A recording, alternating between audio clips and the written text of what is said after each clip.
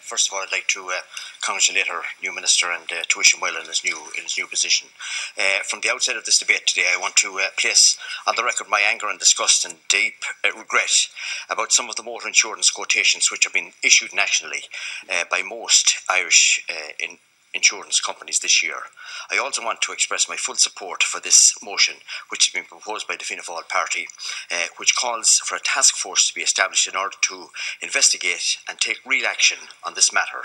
If anything is to come from the government supporting this motion, it needs to be that it listens and takes real action on the issues raised within it. Cancurla, some motor quotations, which I have seen over the last number of weeks, are quite simply appalling.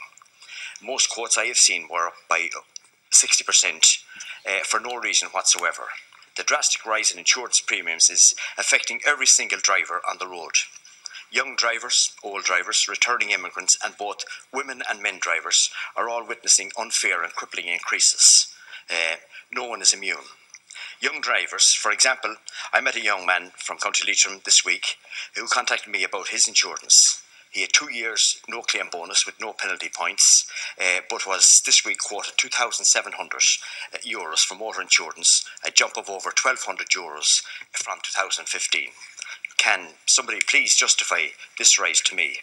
How can this young person be expected to keep his part-time job, travel to football and make his way independently to college at these prices? It's an absolute scandal. Older drivers, Cancurla. I also met another person from Sligo who has been driving on a full licence since August of 1972 with no accidents, claims or convictions whatsoever.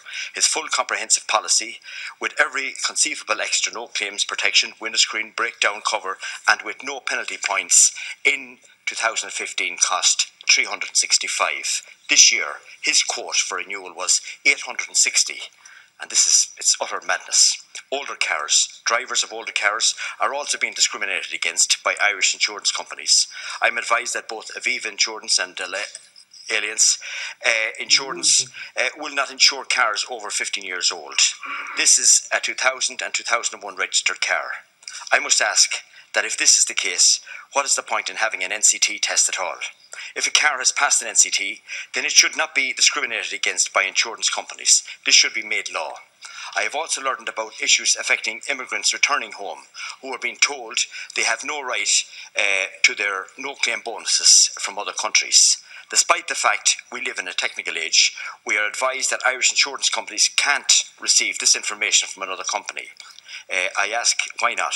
Cancurla, I feel that the present situation is spiralling away out of control and at a rapid pace. We as a national parliament need to take urgent action in order to address this issue over the next number of months. Otherwise we will be failing our constituents, many of which risk losing employment due to these increases. Whilst it is important that we debate the reasons why insurance companies believe that they can charge these exorbitant prices, my own understanding of the situation is that claims are up and their compensation claims are also very high. We're also told about the damage effect which false claims and the collapse of both Quinn Insurance and Setanta have had on the industry. However, I don't believe the Irish insurance companies can stand over the level of increases we are witnessing due to these problems.